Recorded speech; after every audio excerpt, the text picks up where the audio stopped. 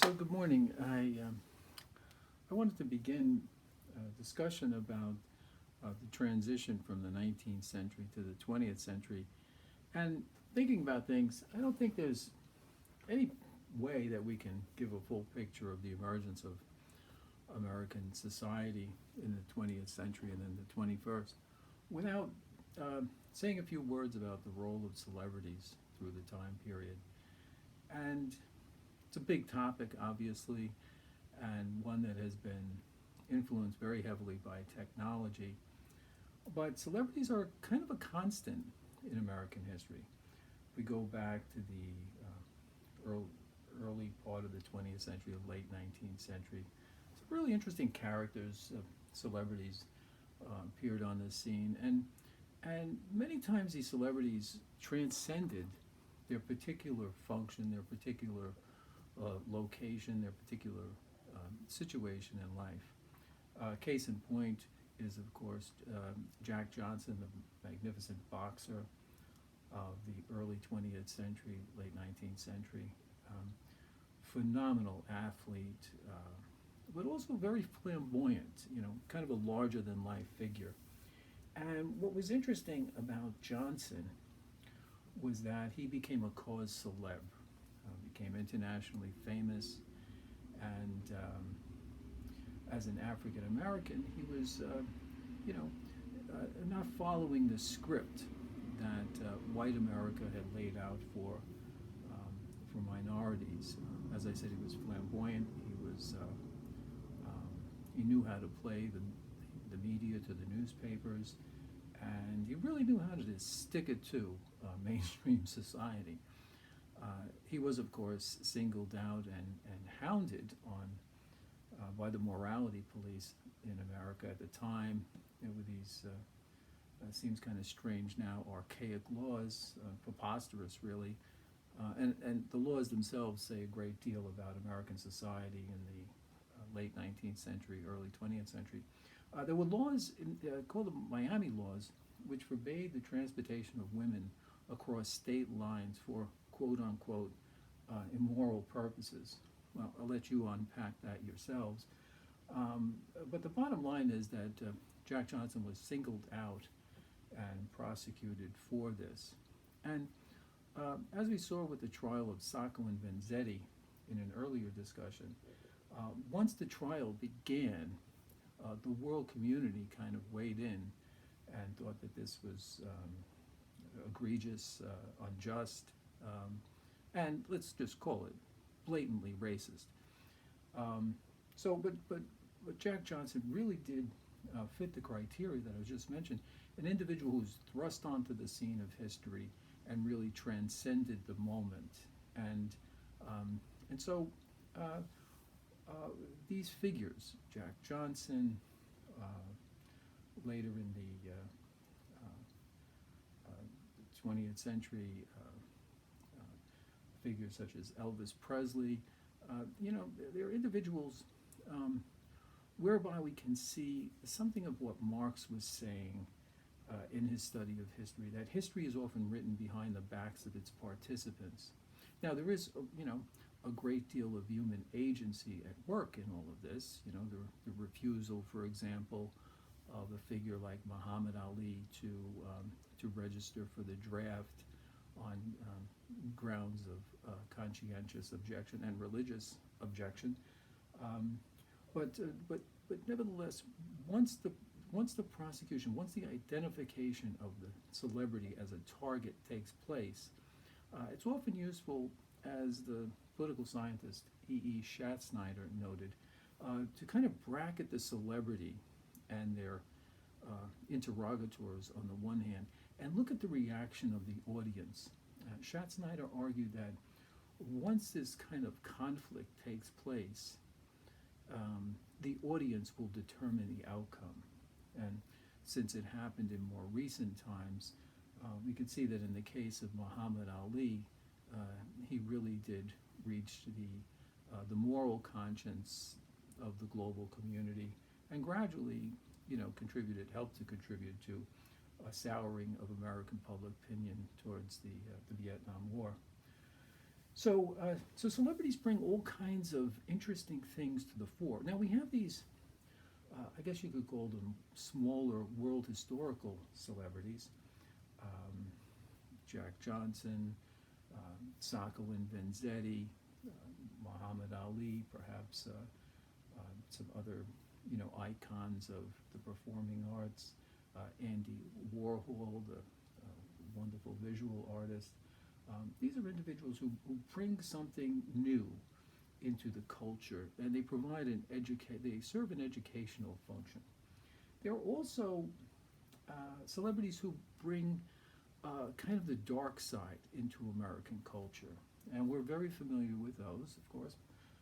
Film adaptations are a popular way of capturing that aspect of the dark side, and so films like Bonnie and Clyde, or The Dillingers, or you know, uh, The Untouchables, which chronicles kind of Al Capone and that era in American history. Well, these kind of dark figures, they also speak to a kind of a continuum in American history. You see this, the role of the anti-hero, kind of writ large in a lot of American westerns. More recently, in some of the westerns that really had no no good guy, and so I think they're kind of in the genre of the bad boy or the outlaw, that we tend to associate maybe more currently with motorcycle gangs and gangster culture generally. So is that there is this dark side as well of celebrity. And I think this kind of ties into an earlier theme we were discussing, which is Nietzsche's idea of the Dionysian or the Bacchanian element in history, and the Apollonian reference to the god Apollo element. And for Nietzsche, remember, Bacchus, Dionysus represents the dark, represents the id, represents the inchoate, the irrational in human existence. And the irrational in human existence has to be paid homage to. Otherwise, the ancient writers like Sophocles and Aeschylus warn us, there will be a price to be paid. So we do give a kind of nod to the dark side when we think about these dark aspects of culture and dark celebrities. But we also, we need these truth tellers. Some of them take the form of, prophetic hero. Certainly, maybe perhaps Lincoln falls into that category. Certainly, Dr. King, and other world historical figures as well. And they live very brief, but oftentimes tragic lives. And they're venerated, in their passing. Their anniversaries often become important dates in the historical and political world as well. The other aspect of celebrity that I wanted to kind of drum home is the role of celebrity in counter arguing or pushing back against ideology. And I can think of no better example than the example of the amazing track star Jesse Owens in the 1936 Olympics. You might recall from your study of history, Hitler's rise to power brought with it the most virulent anti-Semitism, of course, but also, kind of a toxic, most toxic white supremacy, known as the superiority of the Aryan race. It's a complete obsession of Hitler's. And naturally, that was part of the Nazi propaganda machine's continuous ideology. The Aryans were supreme, their posters, their art, everything was kind of funneled into this idea of aggrandizing the Aryan look and Aryan supremacy. And yet here's this amazing athlete, Jesse Owens, in Munich. Hitler's there, all his retinue is there, the world media is there for this 1936 Olympics, and here's Jesse Owens, the African American athlete, and he just smokes the field, you know? And what a refutation of Nazi ideology, you know? So celebrities have that power because they kind of capture so much of a society in their person. Um, Sticking with the topic of Hitler and ideology, and I want to really zero in here, not just isolating Hitler, but the role of the celebrity in pushing back against uh, toxic ideologies generally.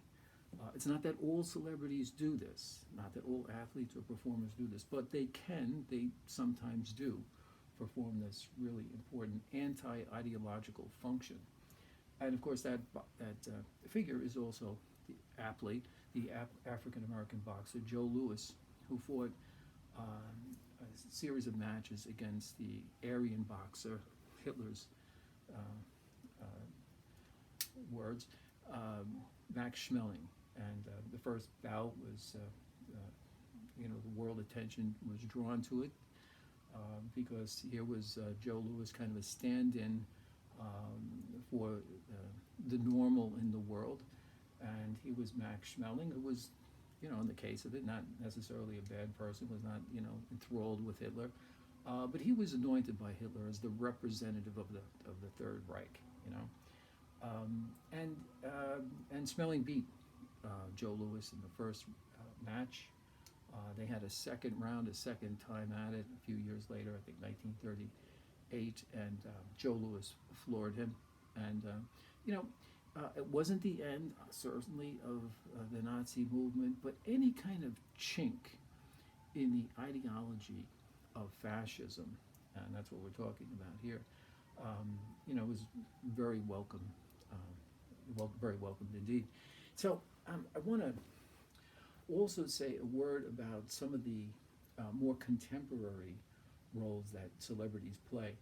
And I think that one of the most important roles is that of bringing issues to the forefront. If you are an oppressed group, or if you're a nation that is suffering, natural disasters or political oppression, if you can get a celebrity to endorse your cause, whatever it is, it can really go a long way towards making your cause heard and having success, even in the political world, because the imprimatur of the right celebrity can provide just a tremendous moral victory for a group in the absence of any other kind of victory. So I invite you to really think about the role of celebrity, especially in the 19th and 20th century, since that's our area of focus.